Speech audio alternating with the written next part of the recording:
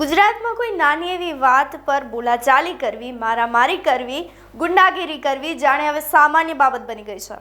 વડોદરામાં અતિ સંવેદનશીલ એવા પાણીગેટ વિસ્તારમાં મોડી રાત્રે ખૂની ખેલ ખેલવામાં આવ્યો, જેમાં સામાન્ય બોલાચાલીમાંથી વાત ક્યારે મોટી થઈ ગઈ તેનું ધ્યાન બંને પક્ષને ના રહ્યું અને ત્યારબાદ જે થયું તે સાંભળી અને તમારા પણ રૂવાડા ઊભા થઈ જશે।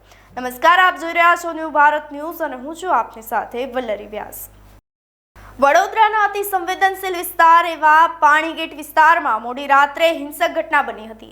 સામાન્ય બોલાચાલી બાદ વિશાલ કહાર નામના શખ્સે મોહમ્મદ સૈયદ પર છરી વડે ઉપરા છાપરી ઘા ઝીકી દીધા હતા અને જીવલેણ હુમલો કર્યો હતો। હવે આ સમગ્ર ઘટનાના લાઈવ વિડીયો અને ફૂટેજ સામે આવ્યા છે, જે હુમલાની ભયાનક તસવીર દર્શાવી રહી છે।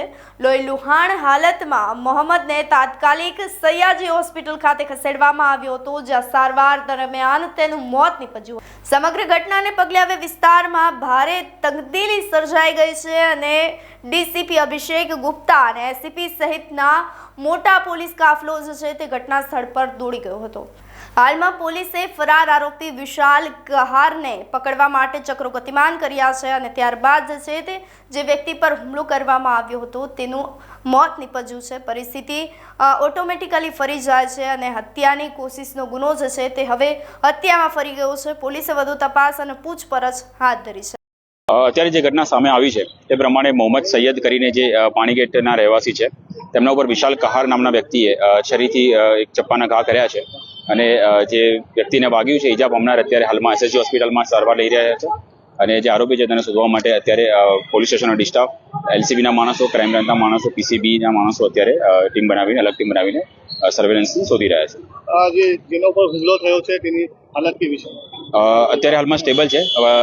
ત્યાં ડોક્ટર એસએસજીમાં હાજર છે, એસીપી ઈ ડિવિઝન પલસાણા સાહેબ પણ ત્યાં અત્યારે હાજર છે અને વ્યવસ્થિત સારવાર થાય તે બાબતે અત્યારે ત્યાં તકેદારીના ભાગરૂપે એસીપી ડિવિઝનને રાખવામાં આવે છે। વિશાલ જોડે બીજા કોઈ તત્વો હતા તે બાબતે તપાસ ચાલી રહી છે। અમે સીસીટીવી પણ તપાસ કરી રહ્યા છીએ અને આજુબાજુમાં જે વખતે હાજર હતા તેમના પણ અમે પૂછપરછ કરી રહ્યા છીએ, એટલે એ બાબતે તપાસ અત્યારે હાલમાં ચાલુ છે। આપનું શું માનવું છે અમને કમેન્ટ કરી ચોક્કસથી જણાવશો। તેની સાથે જ અમારી ચેનલ ન્યૂ ભારત ન્યૂઝને લાઇક, શેર અને સબસ્ક્રાઇબ કરવાનું ભૂલશો નહીં। નમસ્કાર।